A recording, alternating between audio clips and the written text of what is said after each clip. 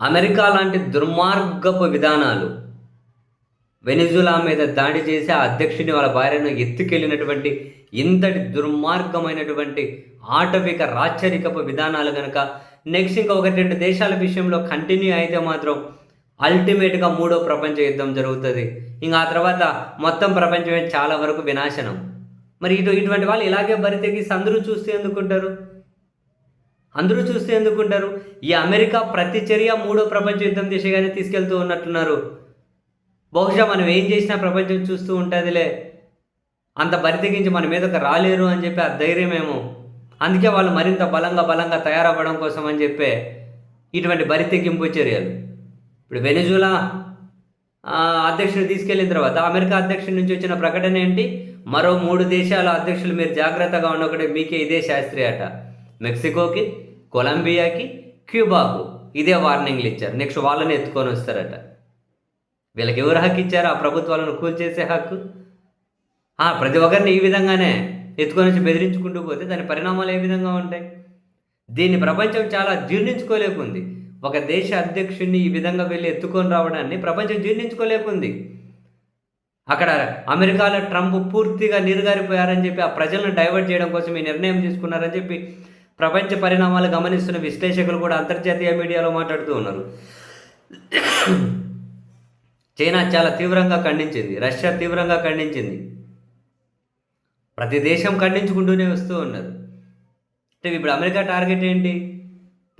ప్రపంచ చమురులో ఎక్కువ ఒపెక్ దేశాలది ఆధిపత్యం ఉంది, తర్వాత రష్యా కూడా ఉంది.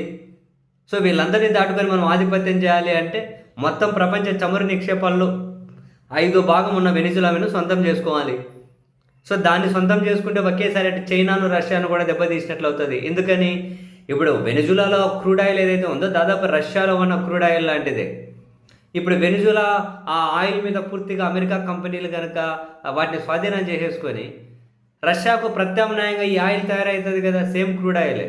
అటువంటప్పుడు రష్యాకు ఉన్నటువంటి క్లయింట్లను అమెరికా ఇటువైపు తిప్పుకొని రష్యాను ఆర్థికంగా బలహీనం చేయాలి అనేది ప్లాను.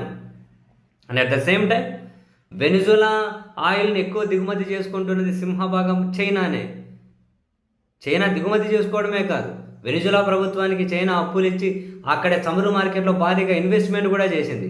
సో ఆ ఇన్వెస్ట్మెంట్లను ఫ్రీజ్ చేయాలి, చైనా యొక్క ఆయిల్ దిగుమతి ఎక్కువ ధరలు పెంచాలి, అంటే వాళ్ళకి ఆ ఖర్చు ఎక్కువ పెంచాలి. అటు చైనాను ఇటు రష్యాను మనం కార్నర్ చేయొచ్చు. సో దాన్ని మన ప్రపంచ ఆధిపత్యం మీద ఒక్కొక్కరిని ఇట్లా ఎత్తుకొని వచ్చినా రష్యా చైనా వాళ్ళ దేశం వరకు వాళ్ళు పరిమితం అవుతారు, మన జోలికి రారు, మొత్తం ప్రపంచమంతా మన గుప్పెట్లోనే పెట్టుకోవచ్చు అని చెప్పి అమెరికా ప్రయత్నాలు కదా. ఇప్పుడు వెనిజులా అధ్యక్షుని ఎత్తుకొచ్చారు, రేపు కొలంబియా అంట, ఆ తర్వాత క్యూబా అంట, ఆ తర్వాత మెక్సికో అంట, ఆ తర్వాత ఇరాన్ అంటే ఇరాన్ అధ్యక్షుని దగ్గరికి వెళ్తారు.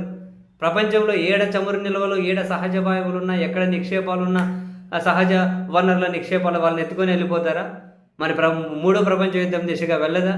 చైనా ఈ వెనిజులా అధ్యక్షుని ఎత్తుకెళ్లడం మీద చాలా తీవ్రంగా స్పందించింది.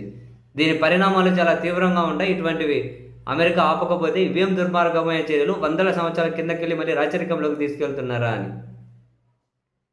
రేపు రష్యా కనుక ఉక్రెయిన్ అధ్యక్షుని అలాగే ఎత్తుకొని వెళ్ళిపోతే, రేపు భారత్ పాకిస్తాన్ అధ్యక్షుడు బంగ్లాదేశ్ ప్రధానమంత్రిని ఎత్తుకొని వెళ్ళిపోతే, ఏ దేశం అట్లా పక్కన చిన్న దేశాలను ఎత్తుకొని వెళ్ళిపోతే సేమ్ రాచరికాలే కదా. రాజులు దండయాత్రలు చేసేవాళ్ళు, ఆ రాజును బంధించేవాళ్ళు, ఆ రాజ్యంలోని ఆడవాళ్ళ మీద అత్యాచారాలకు పాల్పడేవాళ్ళు, ఇవన్నీ పుస్తకాలను చదువుకున్నాం.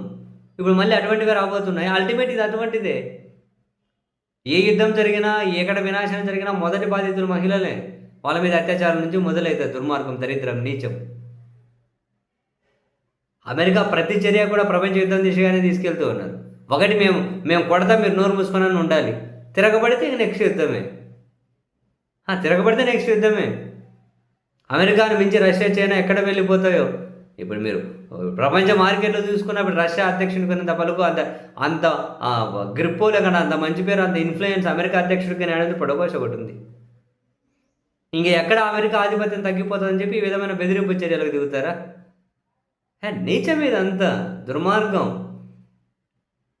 పూర్తిగా ఆయిల్ మీద ఆధిపత్యం తీసుకోవడం ద్వారా ప్రపంచాన్ని మనం గుప్పెట్టు పెట్టుకోవచ్చు అని. అమెరికాకు నిల్వలేవు మామూలుగా, పక్క వేరే దేశాల నుంచి ఈ విధంగా ముడి చమురు తీసుకెళ్ళాలి, అక్కడ దాన్ని ఉత్పత్తి చేయాలి, క్లీన్ చేయాలి, పెట్టుకోవాలి వాళ్ళ దగ్గర స్టోర్, అక్కడ నుంచి వేరే దేశాలకు అమ్మాలి. ఎవరి దగ్గర తీసుకొస్తారు, వాళ్ళు దాన్ని రెడీ చేసి మళ్ళీ వేరే దేశాలకు అమ్ముతారు. వాళ్ళ జబర్దస్త్ ఎట్లుందో చూడండి. మళ్ళీ దాంట్లో కనుక ఆధిపత్యం, యాడ నిక్షేపాలంటే ఆడికి పోవాలి, వాళ్ళ మీద వాళ్ళను ధ్వంసం చేసి పెట్టేయాలి. మరి ఇవన్నీ ముదిరితే మూడో ప్రపంచ యుద్ధం కాక ఇంకేం రావాలి? దుర్మార్గంగా వ్యవహరిస్తున్నారు వీళ్ళు.